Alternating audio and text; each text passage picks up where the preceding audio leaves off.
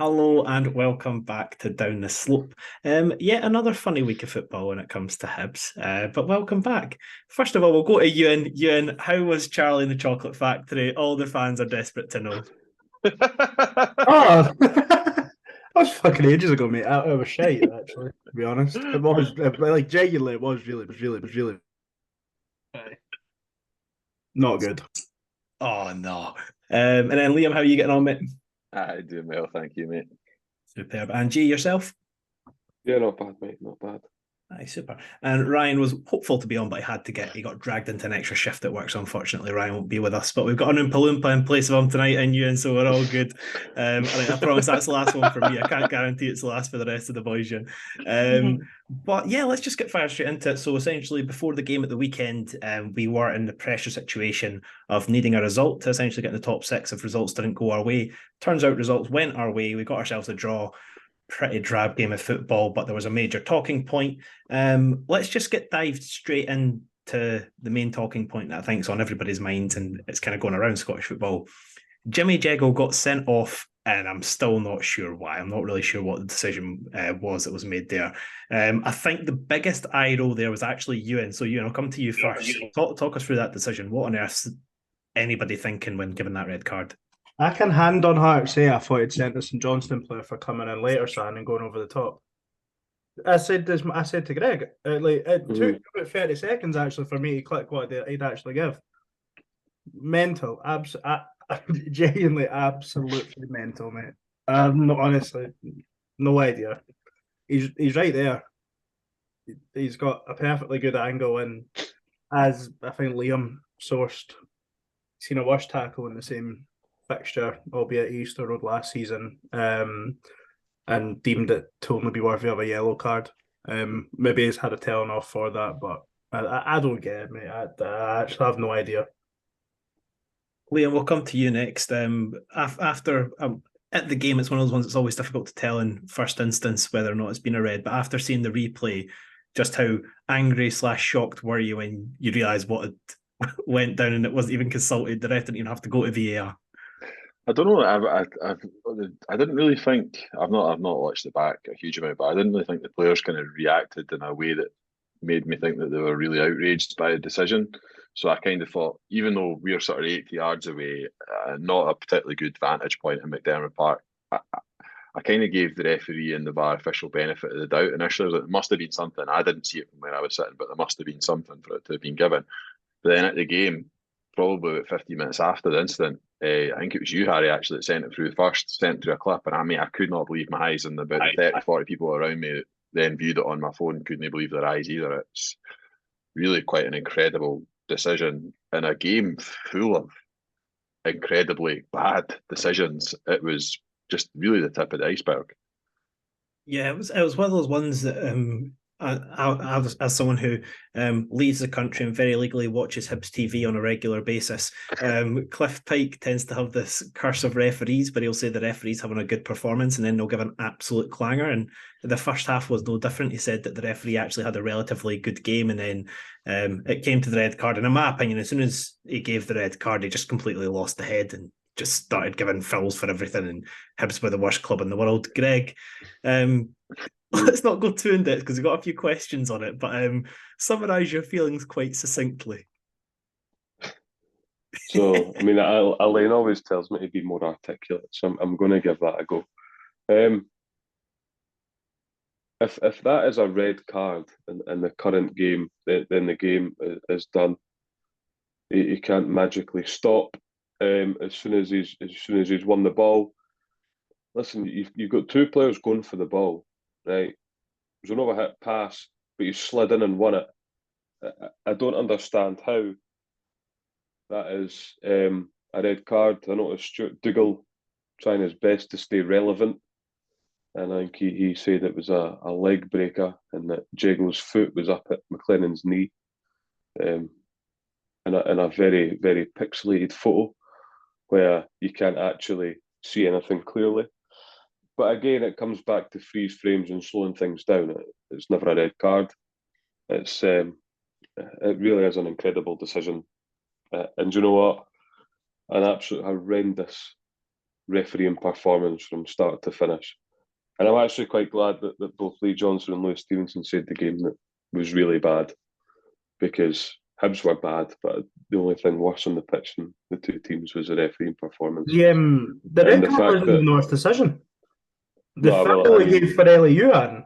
Euan knocked it past Ryan McGowan, got pulled back to the fucking halfway line and gave a free kick against Euan.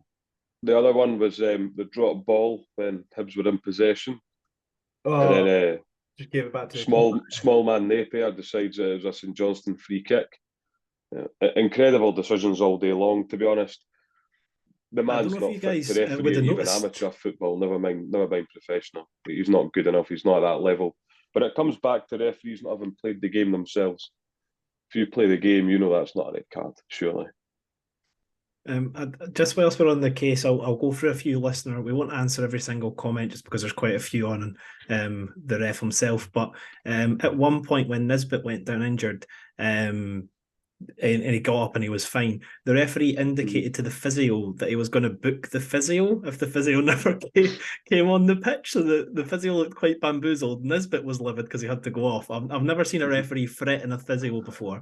But on the case of Napier, Mike Kybie Trucker, what a guy, he said, why does that clown Napier keep getting away with his inept performances against us? Firstly, Marshall at Ross County, he was the same referee, it was the same VAR official as well. And then Jago yesterday, potentially costing us 4 points instead of the 6, which we should have had.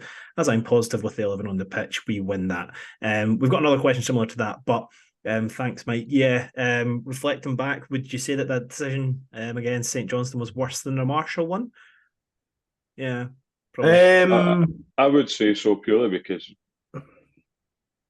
we're down to 10 men and it's a red card. I think the Marshall one's maybe slightly more grey, but that one's very cut and dry for me. He's refereed 4 league games that we've been involved in this season. He's made 3 obvious mistakes, and I just haven't really thought about the other one. I didn't realise he was the referee at Ross County. He also failed to give Liam Scales a straight red card when he against Aberdeen in the game we won 6-0. I don't know if you have seen the tweet I done, but the SFA obviously don't actually value him as a top flight ref. He's only had 11 or 12 games in the top flight this season. He's refed as many in the Championship. He's not been given a single game in the latter rounds of the Scottish Cup or the League Cup. He only refed in the League Cup group stages, again refereeing Hibs. And he's only had 1 game where both teams have finished in the top 6, being the Hibs-Aberdeen game this season. So he's clearly not valued as a sort of anywhere near good enough top flight referee. He's never refereed a game involving Celtic and Rangers. So ultimately he's just not, like people, it's cheating. No, he's just not good. Plain and simple. And I said to Greig and Craig before the game when we got in and Ryan, and I seen he was warming up, and I went, right, someone will get sent off today. Because he is so card happy, it's unbelievable. So quick. Remember Willie Collum used to just feel like he was rapid with red cards all the time. Napier's even quicker. In fact, he's done 4 games and he's got 4 things wrong, because he also sent Jason Holt off at Easter Road in the Livy game, which I think was probably a bit harsh now. Yeah, it's never a red either. It's not a red because, again, he can't stop himself.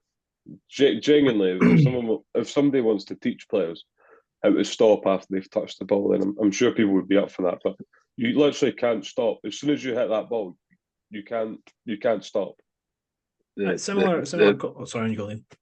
No, I was just going to say the thing that they're all hiding behind, and I noticed Stuart Dougal mentioned it. I think maybe Dermot Gallagher said it as well, as this endangering an opponent kind of line that they're all trotting out. There is danger pretty much every time you cross a pitch. If that's the case, every time you go up for a header, there's danger. There's fucking hell. There's danger going to the shop and fucking and crossing the road. Like there's danger everywhere you go. There has to be an element of risk when you play the game of football, that when you go into a challenge, you accept that you might come off second best in that challenge. The thing that's massively been overlooked in this for me, yes, it's a horrendous decision from the referee. Yes, it's even worse from the VAR official getting to see it from all those angles. But Conor McLennan's role in this as well has been completely overlooked, because he makes a fucking shitload out of nothing. I mean, there's no contact. There's a freeze frame which maybe shows that they might brush off one another, but this endangering an opponent, there's no danger, and really, or there is minimal danger, I should say, because there is minimal danger anyway when you cross the line. But it's just complete poppycock, to be honest. See, to be honest, Conor McLellan was in danger in Egan Riley the way he went into him in the first half. That was more dangerous than what Jago done, and Conor McLellan didn't even get booked for it. So if you want to talk about endangering an opponent, I mean, Conor McLellan's pretty much clotheslined Egan Riley in the first half. And he didn't even get booked for it. Jago wins the ball in the second half and gets sent off for it. So really, there is no consistency at all. But I've got no doubt that the Graham Shinnie stuff is in the back of his mind when he dishes that red card out. And this is the whole thing. I don't think it will get overturned because they can't seem to be overturning that, but not overturning Graham Shinnie. I mean, giving him an extra game for a frivolous appeal is nothing short of a disgrace. Aye. On the whole, one comment we had in that's kind of similar to that. Neil Henderson said, players need to take their own professional responsibility for health and safety. It needs to be full contact, well, some form of contact, and not for chancers and cheats. Just echoing what Liam said, like me and my dad, when we were chatting about it, I was like, fair play to the boy, he's completely bought that. Like, because at the time I thought, oh, that must have been a bad one. And then when you've seen it back and it's like, is there actually any form of contact there? But conscious to keep us going, on the appeals, we had 3 comments sent in. Tony Swanson says, does it set a bad precedent if Hibs do not appeal the Jago red card? We need to register the fact it's a bad decision and we need to see how the SFA respond. Change will never happen if all the teams just keep accepting it. Roddy then said, shouldn't even have to appeal that nonsense. SFA should just hold hands up and rescind it. Joke. Paul Mackay said, is there any point whatsoever in appealing Jimmy Jago's red card, as VAR was happy with it as well? So first off there, do you think it was worth it appealing the red card? Or do you think that Hibs have just potentially risked getting an extra games ban for a player, even though we know it was the wrong decision, or we feel it was the wrong decision? I think they should be appealing it. Absolutely, it's wrong. It's the wrong decision, ultimately, regardless of what Stuart Diggle says on, I don't even know where that BBC show's broadcast. Is it YouTube or something? But it's wrong. Just the wrong decision, and absolutely right to appeal it. If you want to be slightly tongue-in-cheek about it, then, you know, if he is suspended for another game, then that's one less player for Lee Johnson to have to choose from, and he seems to do better when his hands are tied. So, it's right decision. Like even if you don't think the outcome is going to be the outcome that you want, I think you always have to just do the right thing by the club and do the right thing by the player.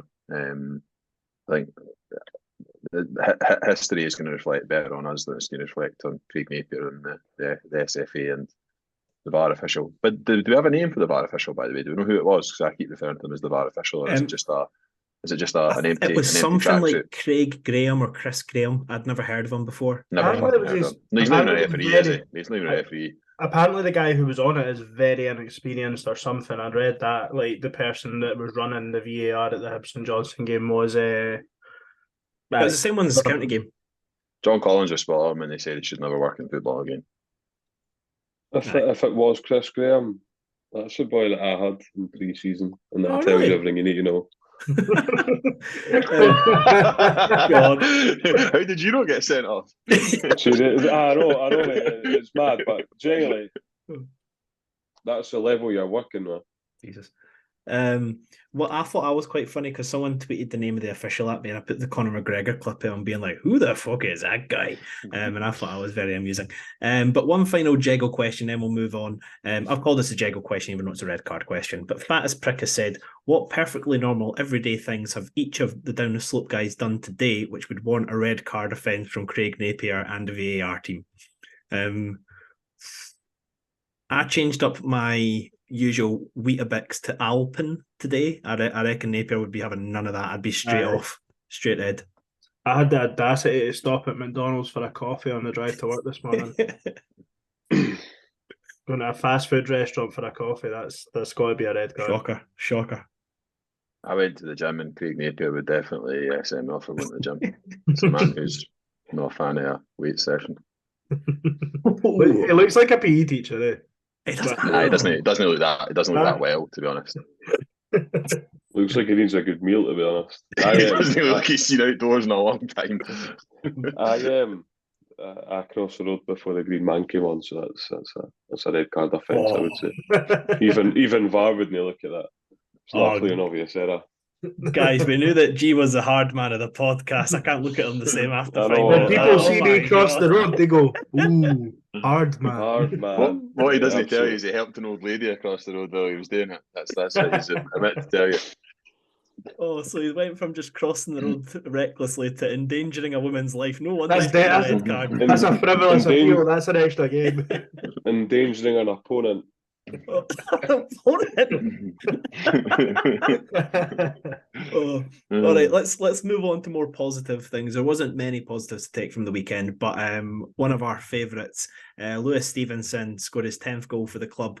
Just, I think it was a tatty bash, just absolute boink into the far corner, gorgeous goal. And well, first off, let's touch on it. Fats Prick has asked, just how brilliant is Lewis Stevenson?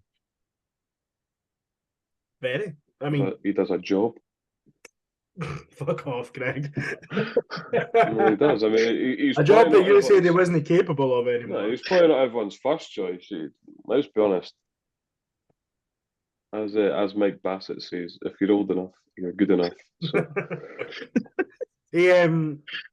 I think again this season, there's probably, unlike in previous seasons, there's maybe has been a few stinkers thrown in there, but I think over the course of the season, he's again proved his worth to this current Hibs team, which is all credit to him at his age.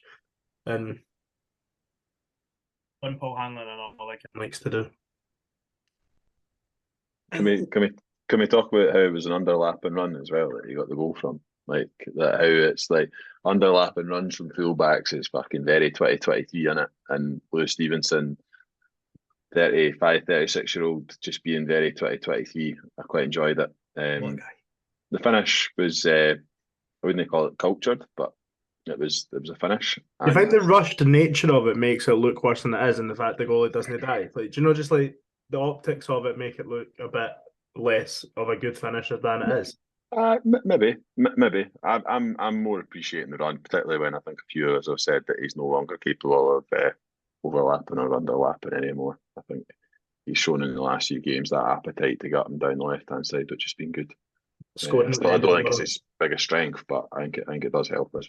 The world's longest one too, because he heads out Euan and then gets a bit. No, it is.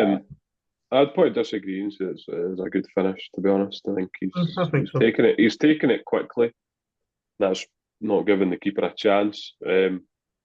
Decent touch to set up for himself, and then a lovely finish. So you just have to ask yourself where that's been for the past however many years. A goal every 57 games.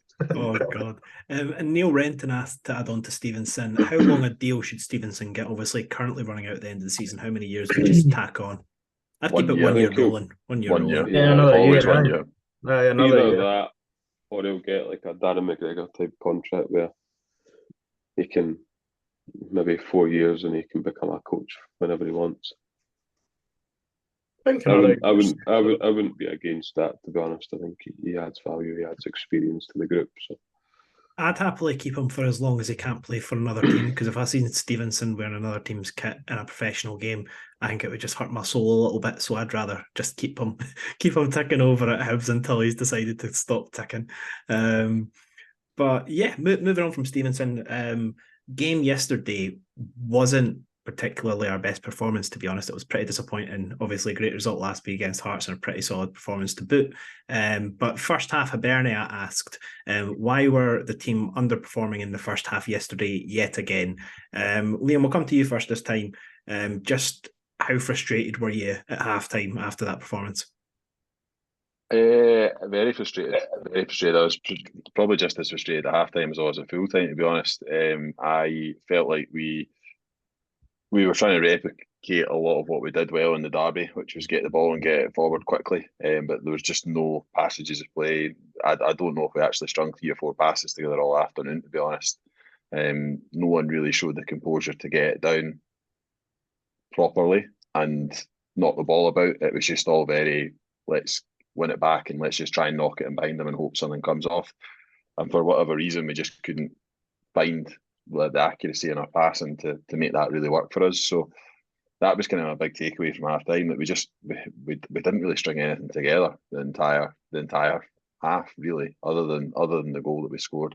We weren't creating a glut of chances, and I'm not really sure we best anywhere near the same level or with the same success that we did against Hearts. So it was just a really, really disappointing 45 and ultimately 90 minutes on Saturday. Yeah. Greig, we'll come to you next. First half performance. What were you saying? I know you and Euan were quite close to each other, so tell me what Euan was thinking and tell me what you were thinking. Euan was standing right beside me, so we're pretty close, yeah. I think it was frustration. We couldn't really get anything started. You know, obviously the St Johnstone goal is unacceptable. I don't know. The pitch was bobbly, it was windy, but you should be able to deal with those conditions, really. I just wasn't impressed with us at all. I was expecting a lot more, if I'm honest, but yeah, it's a pretty shit game from start to finish. Not a lot of quality, nobody really going and taking the game by the scruff of the neck, nobody really affecting the game. You know, just really, really bad. It was very little quality in the game. Although I think St Johnstone definitely started the better, which caught us on the back foot a little bit. But we should be able to deal with that and go and stamp our own authority on the game, especially against St Johnstone, who are really struggling Albion at the moment. And Euan, Lewis Connor sent in, wasn't a great game in all honesty. Shocking goalkeeping from Marshall for Saints' goal, but more than made up for it in the second half as he helped us get a result. Stevenson goal stunning, should get a new deal for me. Ref was awful, shouldn't ref another game again. Kind of cover off Stevenson and the referee Marshall for the goal. I think Marshall's probably the biggest benefactor of Jego's red card, because it's just covered up. I think it would be getting a lot more attention if that hadn't happened as a talking point. It's difficult. Well, sorry, no. He should save it. It's a clagger, yeah. Aye. But I do, to the same point, think he's made 3 or 4 maybe one really, really good save and 2 or 3 above average saves in the second half. So it's difficult to balance that out, because obviously if he doesn't make the one mistake, you do win the game. But Marshall, I'm probably up to World Cup and maybe slightly after, all of us were very glowing in our praise for him. His form recently hasn't been good, but I still feel like probably that game sort of encapsulates his season, probably about par. You know, I don't think he's cost the points he's gained us, the points he's lost us, probably about evens out as far as I'm concerned this year still. But yeah, the goal's bad. The goal is bad. I slightly disagree with what Liam said, like around the second half performance. So I say that to Greig as we're walking back to the car, and I came away from the game thinking it was a pretty good point. I think having 10 men for 40 minutes in that context isn't to be sniffed at and coming away with. I think we've seen on this season where the team has crumbled when they've had a red card in a much stronger position against the same opposition. I don't know. I didn't come away for the game all that. I was disappointed, and it was a shite game. But you know, I think the reaction post game has been a little bit over the top when the red card hasn't covered over it.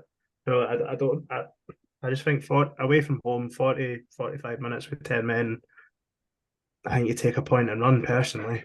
I know with Hearts and Aberdeen, I'm not great. I'm not having that. I'm not having that.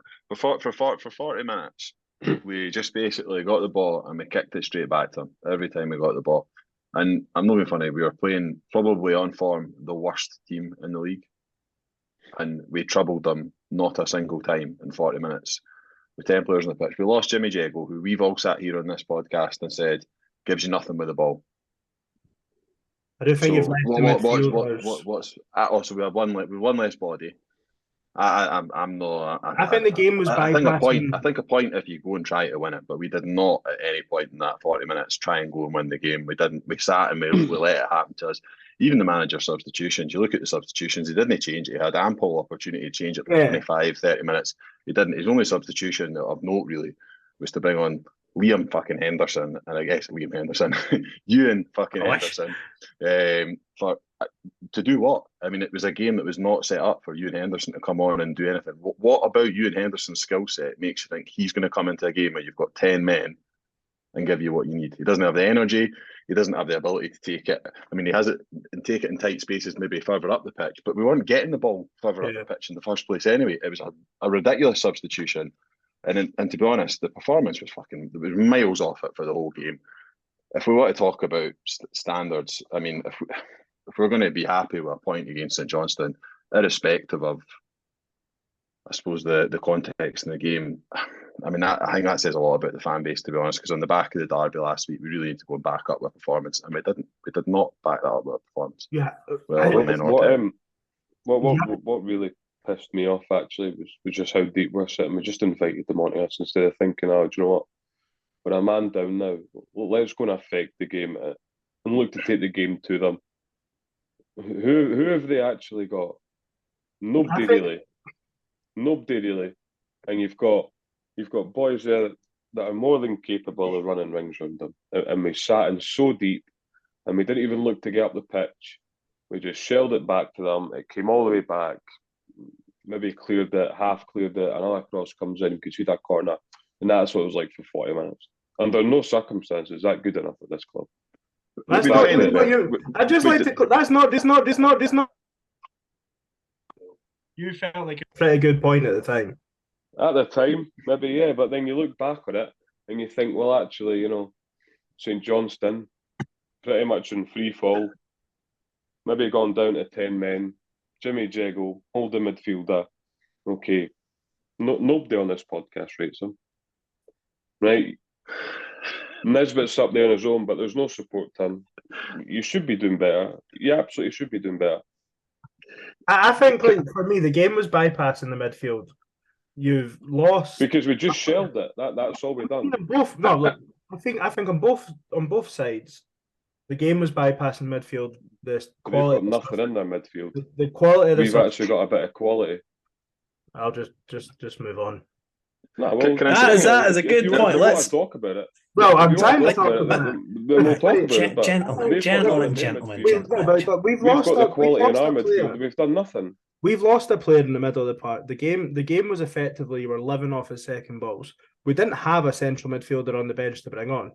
We had Del Ferrier. We had Del Ferrier who could have come on, and the game is tailor made for him. To be based on what though? Based on the performances that I've seen from him, not for the Hibs first team, because he's not had any opportunities in the Hibs first team. He's more than athletic enough to come on and do a job for you in the centre of the pitch in the Jeggo role. And to be frank, to be fair, you could have pushed Egan Riley into defensive midfield as well. That's another great option. He's better in that role already than Jeggo, and you could have brought Miller on at right back. He was struggling. To say there are no options is disingenuous, because ultimately we've got a manager who continues to put players on the bench who he does not use as a substitute. They are there literally to keep a seat warm.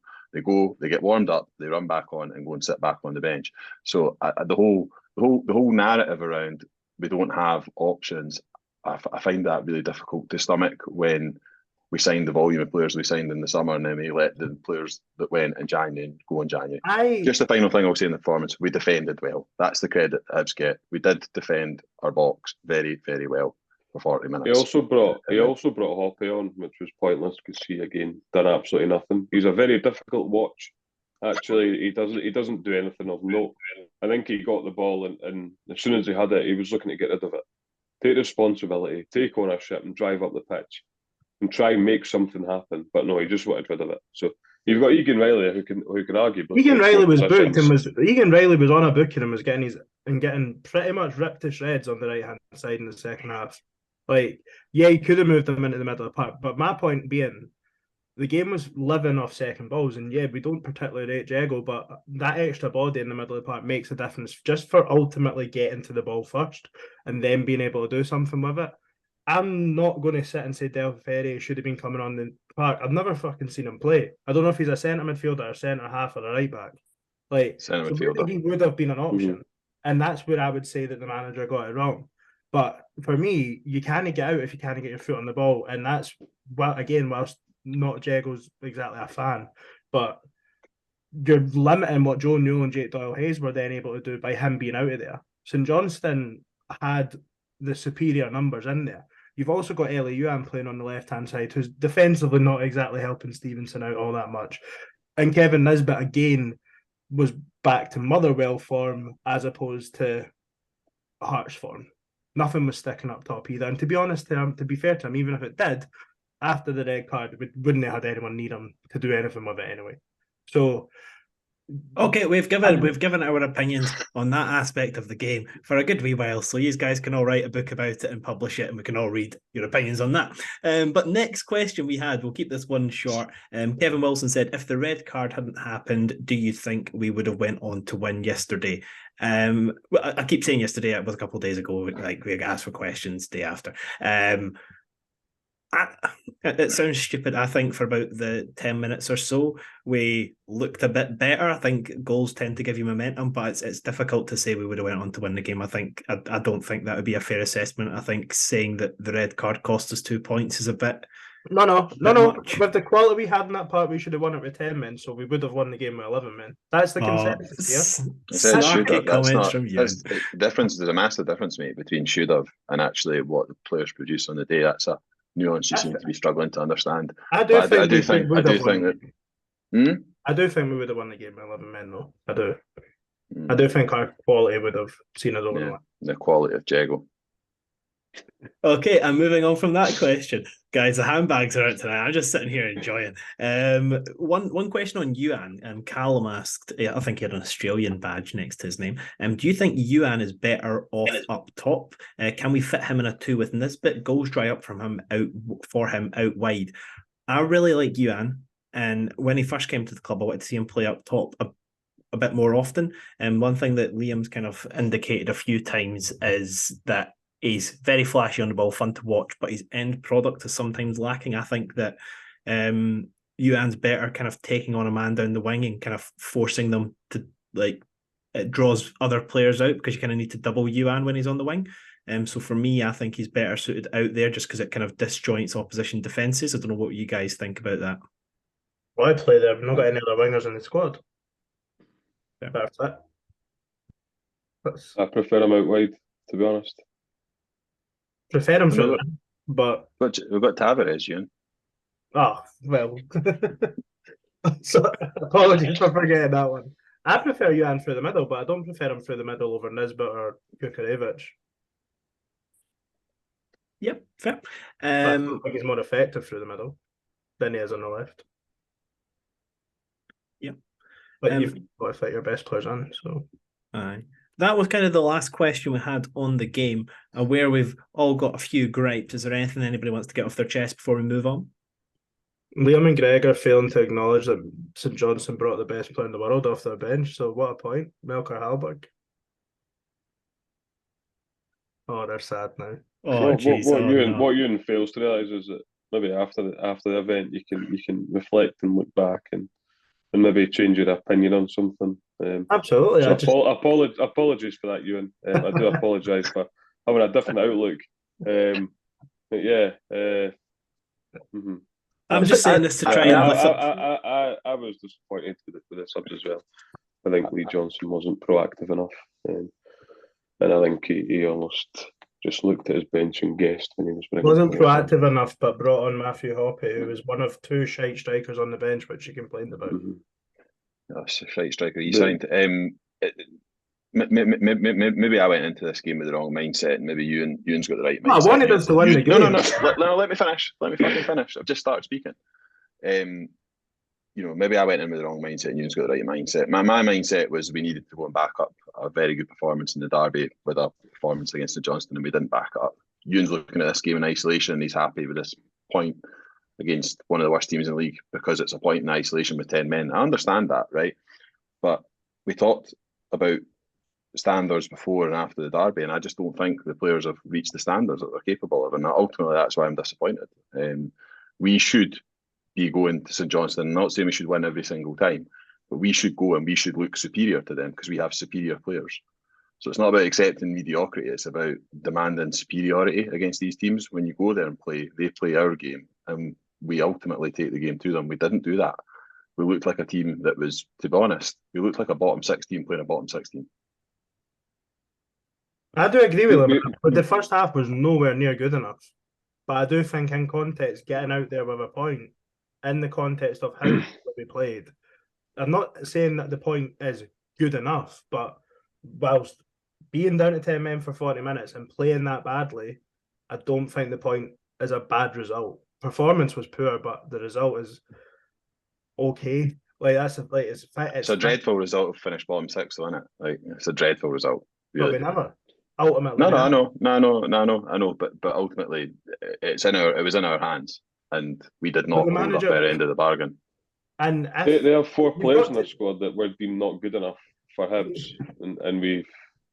So I mean, like they're signing our rejects. We should be pumping them. To be honest, we should be absolutely destroying them. One of the worst teams in the league, comfortably. If we try to open up the manager. If we try, like you say, Liam, if we don't get top 6 for that point, but in another hypothetical, if we open up and try to play with 10 men, don't get the result, get caught in the counter, lose, at the point, I think Livy were potentially 1-0 down. In another hypothetical, we could have, top 6 isn't the minimum goal, but a couple of things go another way in other games, and we could have fell out of that with defeat. So, top 6 isn't the minimum. It's not a successful season, but to get to what we want, you do need to get in there. You ultimately, as we all know, you can't finish 4th or 5th if you don't get in the top 6 after 33 games.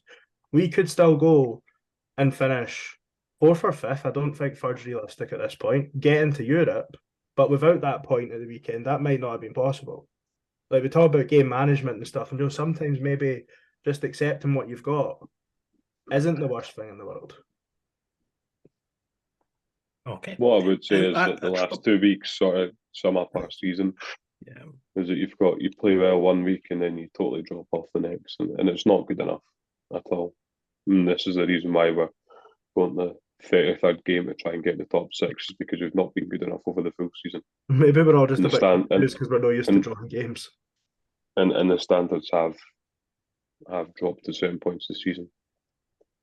No, I'd agree. I think we're all making good points, guys. I agree with everyone. Next question. I'm just going to answer this one. Jeff Ashton said, Switzerland. That's where he watches Hibs TV. Yes. I always go to Switzerland. Thank you for reminding me. Yes, anybody from Hibs, that's where I go. Jeff Ashton said, anyone else find it typical that Dr. Dre was their best player? First of all, bonus points to Jeff for being Jeff. What a guy. Second, Dr. Dre. What I love him. I think get him back at Hibs. Get him playing on the wing next year. Greg, what do you say to that? Yeah. Just no. I don't think he was their best player. He had 2 good chances away. 2 very good chances played through. He actually carries the ball relatively well when he gets on a roll, but it just doesn't happen very often. But you see why he's no longer at Hibs for what he did in the final third. Yeah. I think the one in the second half is obviously a much better attempt than the one that he done in the first. The first half he has to score. He passed it back. He has to score. That was a clanging again from Marshall, that, Jesus. But next point, kind of laboured by Liam slightly earlier. Dave Graham asked... Fucking laboured, eh? Switzerland coming out fired! Oh, sorry, okay, let's move on. Well, Dave Graham said, what's the point? I didn't mean laboured, I meant like pointed out. No, apologies. That was rude. Sorry, mate. Sorry. But Dave Graham said, "What's the point of Jair?" With a full stop, not even a question mark. So that's what I was meaning by laboured. So yeah. So it's a statement, not a question. It's a statement, not a question. It started with a what's. So there you go. Anybody got a clue? I don't want to bash. I think that's what the coach of Benfica B was saying to sell this time last year. Did we not come to the conclusion that it must be some fucking contractual thing or something. He came on at Dundee United, right? And other than that, his first touch went about 40 yards in there. Like, my he mind can't control the ball. I thought CP Theo had joined the podcast, man. It came up on my screen being like, your mic's been connected, your mic's been disconnected, your mic's been connected. It just keeps remixing you, Euan. So when you say things, you say it about 4 times. Full selector. Greig David did it all over you. Greig David. I mean, Tavares is really bad. He's not been great of late, or at all. Late, Harry. If off late goes back to his first game and I have jersey, then you're pretty right. But I don't know what's wrong with him. But you look at Duke at Aberdeen. You need to compare the two because came for the same team, ultimately. So he's absolutely miles off it, and I don't think he's got the credentials to make it a Hibs. See, I'm remixing now. So yeah, I just don't think he's good enough. And to be honest, I'd be looking to get rid ASAP because he's absolutely nowhere near it. I think he's on a long contract, isn't he? Yeah, but I just think there's another signing from our manager, who clearly just signs good players all the time. So yeah,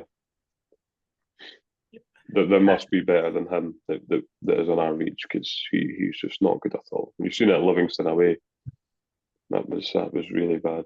Actually, his touch along with the other performances. Was it his touch at Dundee United that led to the throw? That was indeed. Yeah. Yes. I mean, I don't know what he's doing, but yeah, that's just incredible that a professional football player has a touch like that.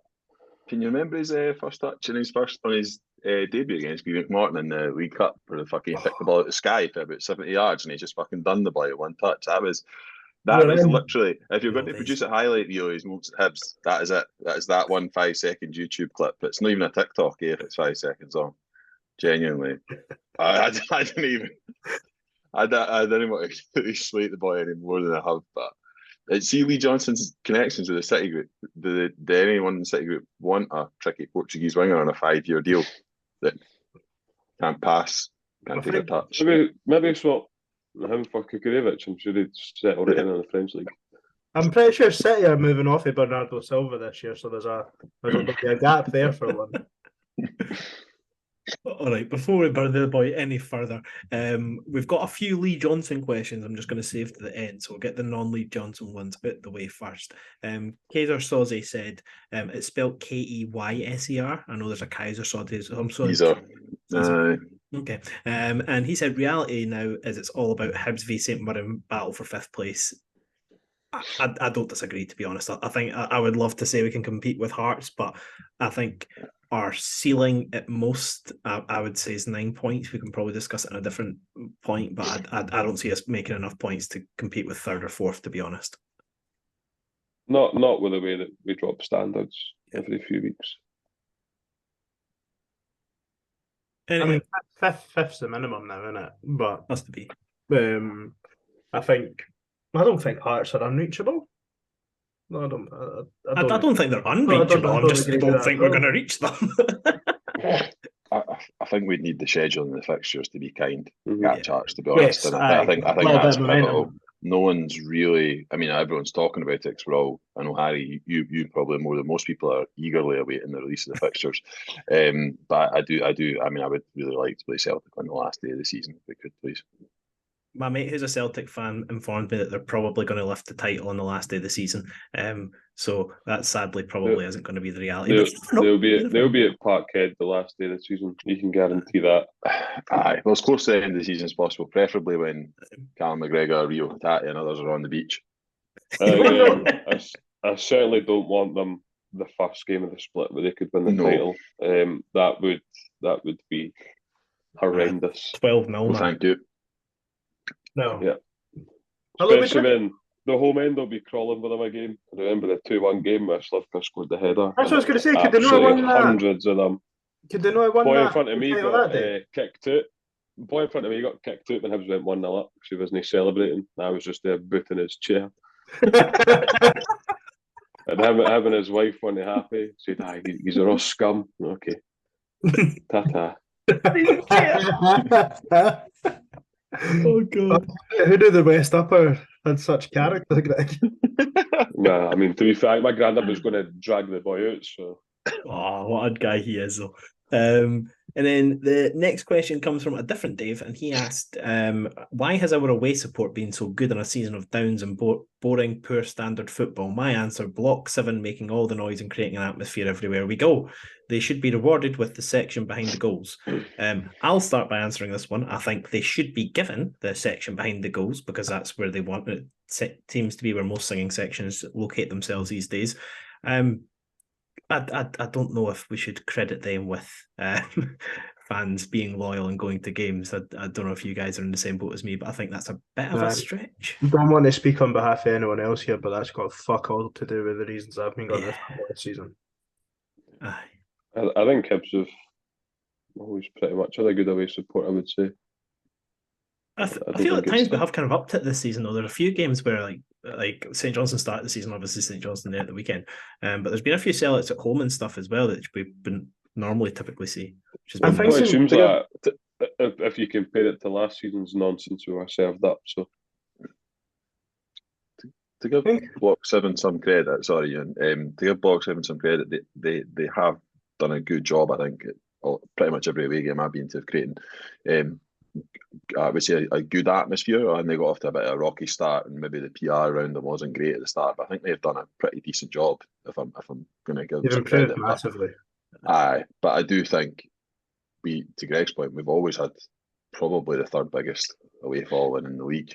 You know, maybe on occasions fourth biggest away following in the league. We took 3,500 to St Johnstone on Saturday. I'm going to be honest and maybe be a bit critical. I actually thought for the game of that magnitude, I thought we would have probably taken more than that, if I'm being frank. So, numbers have been good. We're getting away for that. But scheduling of some of the fixtures this season's probably not helped as well, with just some of the times and stuff that things have been on. But I think our away support's always, I don't think this season's an outlier in terms of away support. I think we're a very well supported club away from home. I think is in general across the league, post-COVID, and especially this season, I think away crowds are probably up across the board. I think even with teams that have come Easter Road, I think it's been higher than probably pre-COVID. As well, see now because we've been so streaky, there's actually been a few points this season where you thought, we're actually quite good. Like Livy away, we were going into that good form, perfect timing, and then obviously they won the game as well, which is even better. It doesn't. I don't know. The guys might disagree. It doesn't feel like we've had that many away games where we've been really shite. It feels like all this shite has happened at Easter Road this year. Off the top, but obviously there's context to that. But like the Dundee United away game in October midweek, obviously going to be less of a crowd anyway. Still played okay. Won at Motherwell with, to have to be fair, quite a small away crowd that day for what we would normally take to Motherwell, albeit it was 12:30 on a Sunday. Like, I think we've actually, I don't know if the stats bear it out, but I think we've probably done okay away from home this season.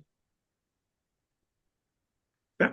I actually think typically across the years of late anyway, we've always done a bit better away from home than at home. For some reason, we just don't seem to be able to make Easter Road a fortress, which is a bit annoying. I don't know how I pronounced that word there, but fortress, man. That's a fucking Mike Bassett or that. Like, that's what Bassett Melville, and we'll be happy. Like, but I'm going to hit you with a bunch of rants we've had that have either been Lee Johnson or asking us our opinion on Lee Johnson. So Dave, who asked the Block 7 question, said, do any of you see an improvement in the standard of football from the start of the season? I'm really struggling to see it, but I'd love to be proved wrong.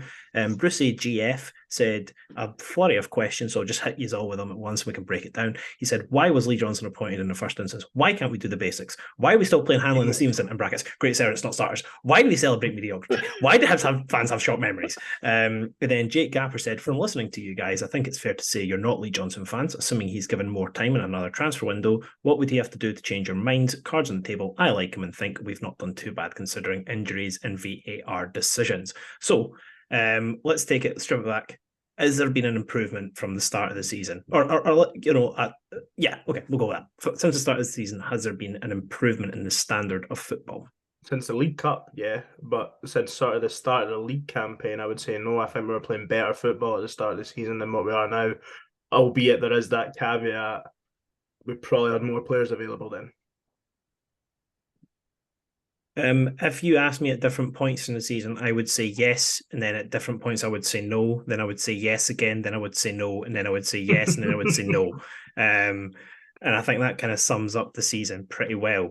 So we'll go back to Brucey, who had a flurry of questions. Why was Lee Johnson appointed in the first instance? If you'd like to listen to our podcast with Ben Kensel and Lee Johnson, Ben will tell you all about it.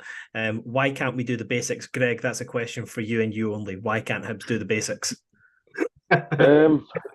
I'd love to know that question. You call it Greg myself, basic? No, Greg loves the fundamentals of football. He's all about you need to do the basics. I don't use the word basic so much. It's more the fundamentals. Fundamentals.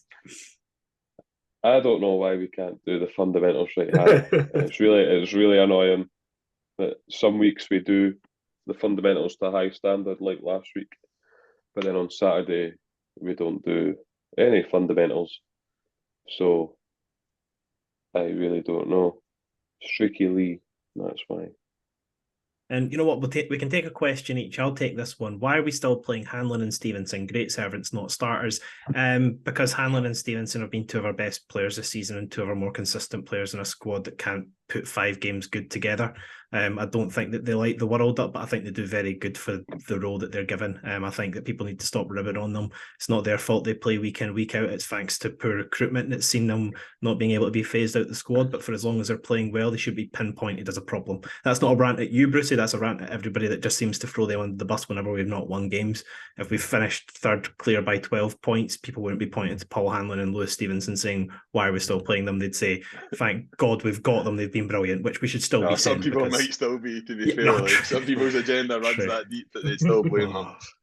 Even I've packed the agenda in because Paul Hanlon's been very good, I would say. And he's much better. Will Fish is much better when he plays. So I wish people would stop harping on about the pair of them. Right, just let them do their job. It's wild that question's been sent in after Stevenson scored there. Like all the weeks. Man of the match performance. Get him out, Sharon. I do feel that sometimes they are used as scapegoats. I've probably been guilty of it in the past. Hold my hands up, but I think we need to get over it. They both still do a job for us, and considering the other shite that we've got, you can't really point the finger at their pair. And then Euan, you can take the question. Why do we celebrate mediocrity? Do you think we do? Fantastic. I don't think we do. I don't think we do. I don't know what. I think we definitely do. Maybe it was about a month ago now, but you wouldn't have sat Jack Ross. You wouldn't have sat Sean Maloney if you accepted mediocrity. Like you wouldn't have, the fan base wouldn't have turned on Lee Johnson at various points this season. If we accepted it, I think we've got incredibly high standards. Because some other clubs would probably view this season as transition under a new manager. Getting top 6 gives you something to build on. You might get European football, and maybe that is how it should be looked at. Like something to try and build on going into next year. But I don't think Hibs accept mediocrity at all. In my opinion, otherwise we would have maybe still had a Jack Ross or a Sean Maloney in the door. And Liam, the final question from Brucey there was, why do Hibs fans have short memories? Why do Hibs fans have short memories? Is this like one of these how long is a piece of string sort of questions? Or... No, you were supposed to... I'm not really sure what he's getting at. Sorry, Hannah, you tell me what I'm supposed to say and I'll say it. No, I was going to say, I didn't know how to word it. You're supposed to make a joke about how you'd forgotten the question and then it would be short memories. Someone a lot funnier than me would have been able to do that, but I'm not that good. I mean, short memories, I don't know. Like, so is the inference from that question that we should still be happy because we won a derby last week? Because I think for me the derby win is a good result, but ultimately it's not as good a result when you go to St Johnstone and get a point. Sorry, I'm going to stop talking about getting a point at St Johnstone. but do you not think it's a good result? Do you not think the short memories? Do you not think the short memories question and the Hanlon and Stevenson question sort of contradict themselves? Yeah, to a massive extent they do. Yeah. And again, I don't want to. We're calling the guy out. I'm just. You want to hear a football Gale cliche? You're only as good as your last game. I mean, you really have to back up the You have to back up the Derby win ultimately, and you've not. So, Oh, there we go. Well, see, talking of cliches, is anyone listening to Stephen McLean's post-match interview? Game. 5 Cup Five final. Cup Cup finals. If the Oh, boys keep working like this for me, we'll be fine. And see, to be honest, Lou Stevenson said the exact same thing. aye, but you seen he sort of said like, "Oh, I suppose they say 5 Cup final." Like it was like he was almost going like, "I didn't want to fucking." I bet you, Steve McLean's been writing all he's doing that Callum Davidson's been saying. He's like, I'm going to use that. I'm going to use that one. I'm going to use that one. By the way, can I just say how tin pot is it that St Johnstone unfurled a banner for a recently sacked manager? That is horrendous. No shit. That's like us saying, thanks for being shite, Jack, but appreciate thug, mate. Did I mention something about dreams as well? I mean, I'm sorry. What you made that impossible dream a reality or something? I'm not trying to be funny. No St Johnstone fan was dreaming of doing a cup double. That's bullshit. Where they fuck? That's just nonsense. I just don't understand. The manager's been sacked. He's no winning about 100 games, and now all of a sudden he's a hero and he deserves. No, I don't think. A sheet of plastic with his name on it. Like, come on, please behave. The final flurry of question there was from Jake, and he said, from listening to you guys, it's fair to say you're not Lee Johnson fans. Assuming he's given more time, what would he have to do to change your mind? So what does Lee Johnson have to do if we just look at it? Say we finish 5th, we get into Europe, we've got what does he need to do to win us back? Would that be enough if we ended the season in Europe? Would you be back on board, or would you have to do a bit of proving next year as well? Can I just say, he needs to sign Liam Lindsay and Mark O'Hara for me to get me back on side there. and I'm just while we're on it, I took an absolute pasting for suggesting Mark O'Hara. Like it was verging on bullying. One of us were on it. You brought it up. And now look at you, you look very silly now. Very silly individuals. To be fair, Greg, you also hammered Alex Gogic throughout his entire time at Hibs, and look at the renaissance that Alex Gogic has had. He's very, Without Alex Gogic, Mark O'Hara is nothing. I know. I mean, bring them both. Come on. You just made that up. Wait, Liam, you were going to say in response to something. Oh, it was just the boy that I assume it's a boy that asked the question. Fucking credit to him for still listening to the podcast if he's a Lee Johnson fan, because we didn't have to give Lee Johnson a bit on this. Look, I'm not his biggest fan. I've been pretty open about that probably since before the World Cup, to be honest. I don't really see a huge amount of, as Euan said earlier, discernible improvement from the beginning of the season to now in terms of the style of play. He's achieved one objective, top 6, but as I said last week, he's failed on every other single metric, and 6th place will not be good enough. 5th, I can almost stomach it. I think 4th really is the only thing that would really get him past marks for me for the league, and I think that really has to be the aim. I know it's going to be very, very difficult, but I think we have to aim for 4th. But 5th is Europe, which is something. Well, should be Europe. I mean, it really, really should be Europe. I don't want to say it definitely is. As our context man, Euan, do you think that injuries and VAR decisions are valid for Lee Johnson? Is that like a valid defence for him? They're definitely valid. They happened, they absolutely they're valid.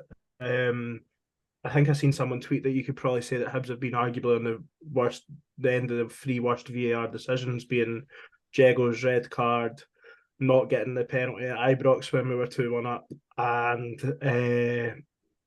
the goal that Ross County scored against us in Dingwall. With the 3 decisions, if they go your way, you score the penalty, maybe you win at the weekend, you could be a couple of points off 3rd. So, I mean, it is valid. The injuries is valid. We've never, at any point in this season, had our strongest 11, not even on the pitch, just all of them available at once. But I agree with what Liam said, though. I think on most seasons, 4th should be par, because I think realistically you're aiming for 3rd as a good season, so 5th's probably slightly slightly below that. So it's. I think it's realistic that Hibs can finish a season in 5th place though, when you've got Aberdeen and Hearts there as well, because it's for me it's sort of 3 teams competing for 2 places, being 3rd and 4th. What he needs to do to get back on side to start next season well. Like I said earlier, it could be something. It could be a base. Finish 5th, use as a base and kick on. Get stronger and start the season well, and people will be back on side. It's that simple, really. Injuries and VAR are totally besides the point here. Injuries and VAR didn't get us beat at Dundee United. Didn't make us lose at home to Motherwell. There's 6 points. VAR came in from December. We weren't good enough. It was well before December, wasn't it? It was well before December. When was it? Was it St Johnstone home? St Johnstone was still October, I think. Right. Well, okay. So we had 2 months then. We probably weren't that great. Every team has injuries. You can't help it. You just need to recruit well. Ultimately, we've probably not recruited that well this season. Other than January, where we seem to recruit okay, but even then, there's still been a couple of stinkers in there. I think that using VAR and injuries is comfort blanket material for me. He should be doing better than I don't think anyone's saying it's. But there is context to it though. It's played its part, but can I make? But the fact that we got beat at home at Motherwell is unacceptable. The way that happened, the fact we got beat away at Dundee United is unacceptable. So we've not been good enough against teams we should be beating. Yes, that is absolutely. And that's not VAR or injuries. That's possibly down to the manager, possibly down to the players. But either way, one of those 2 groups have to take responsibility of it. You can cite VAR for at least the Ross County away game, though. Sorry for jumping in, guys. Liam's tried to make a point a couple of times. Sorry, I was just going to say, just really quickly, just on the point around injuries, and I think I can't remember if I've said this before, so apologies if I'm repeating myself in my previous podcast, but I do think it's something that we need to look at as a club. I think generally our sports science and our injuries, I'm not pointing any fingers because obviously I don't know what goes on behind closed doors, but I do think there needs to be a bit of a review into just the volume of injuries and what appears to me to be kind of muscular injuries that seems to be ruling players out for quite a long and unspecified period of time. I just think the volume of injuries we've had really since probably the beginning of last season into this season, we seem to perpetually have half a dozen players injured. Yep, and at points under Maloney, there was 11 or 12 players out injured for quite long periods of time. This season, we've seen 8, 9, 10 players out. I do think our sports science, and I know it's a point that the club take really seriously, but I do think it needs a review into what we do in that space. I don't know if I'm making this up, but it always seems to be the more forward, like athletic, pacier players. Like there seems to be a type of player that gets injured at Hibs. Wide men this year, like McGeady, Boyle, McGuinness is quite athletic and forward thinking. Nisbet, Kukarevich, like I don't know, they would for me all fall under a similar bracket of player as well. Like it just seems strange. Like I totally agree with Liam. I think I actually mentioned it a couple of weeks ago as well. Like, but there's very few muscular impact ones. I think Nisbet's was impact last season against Celtic, but it's just. But then he pulls his hammy when he comes back. It's just strange, really strange. Well, guys, I love a segue. I'm glad you brought up injuries because the final question, I thought your guys' answers to this one might amuse me, so I'm going to end on this. Greavesy has sent in, anyone on the pod concerned we are apparently targeting Johnny Williams from Swindon with his injury history, given we already have McGuinness that has a poor injury record and plays similar position. I prefer to sign players that have a history of being fit and available. I personally, Greavesy, would prefer us to have a history of signing players not from Swindon Town. I think we've got one, and that has filled my capacity for that. And I think you're spot on in terms of injuries. I think Kyle McGuinness was a worthy risk. He was a young prospect that we had high hopes for. We've invested a lot of money and we've been targeting for years. So I don't mind taking the risk on a player like that. Johnny Williams, I think, probably coming towards the end of his twilight years. Bit of a fossil, to be honest. Yeah. What do you guys think of Johnny Williams? If that's going to be our marquee summer signing, he's only 29. Was he 29? He's I thought he was like 30. You must be an absolute dinosaur. Then. 29. Oh mate, I'm fucking done. I actually didn't think he was. I thought he has was been older than that. I been thought he was about like for a long time. 36. Aye. Wow. I'll give my view here, right? When it was Euan first loves him. when it was first liked in January, I thought on paper it seemed like quite a good signing, but Liam and Greig definitely watched more of that. Especially Greig, maybe seen him quite a bit Sunderland. Like I thought on the face of it seemed like quite a good signing, but I know neither of them are all that keen, and just with the injury record as well, I think you've had your fingers burned with McGeady this season. Like maybe high wages, albeit free transfer. Maybe just stay clear of it. You know what I mean? Like just. I don't want him. He's far too injury prone. He can't string a run of games together. And as David Brent says in the office, you Swindon lot are little slugs.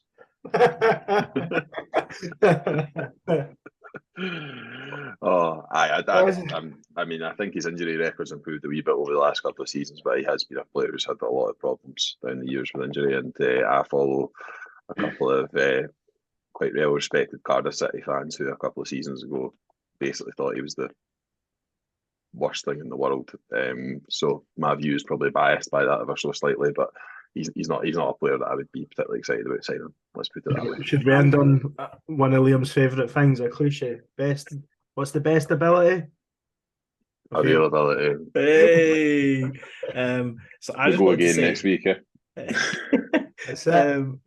When are Hibs next due to play, out of curiosity? I know there's no games this weekend. Apparently, I was speaking to one of my mates who's a West Ham fan down at work, and he said that because of coordination, they're playing on Sunday. So I don't know if we'll probably be Sunday first game back as opposed to Saturday, but games shouldn't be postponed for it.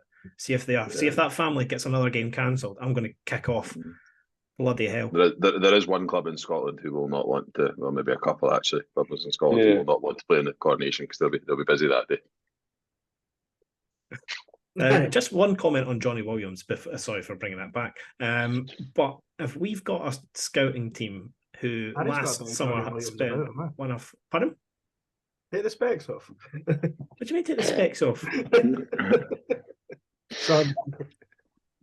I can't make him out because he's shite, Mike. Anyway, if we've got a scouting team that after spending one of our biggest budgets of our lifetime, if the best midfield talent they can find is Johnny Williams, then we need to get a new recruitment team. I'm sorry, but Johnny Williams might come up here. I'd love him to shut me up and be the best player. But yeah, no, I think we should be setting our sights much higher than League Two of England. I don't think he's... Not a good level. It's not a good level, and it's not good enough for him. So, in my honest opinion, I would be very, very underwhelmed by that signing. Nothing like down the slope to pour cold water on a little bit of excitement. Fucking beautiful. You're getting excited over Johnny Williams, like. Greg, if you go and look at the article that was out the other day, I think it got sent in the group chat. I would suggest the replies to it to show some excitement. Yeah, I mean, I'm not being funny, but a man that gets injured brushing his teeth isn't for me. Like, Euan knows all about excitement. Euan, what were you doing during the last Edinburgh Derby? Yes. You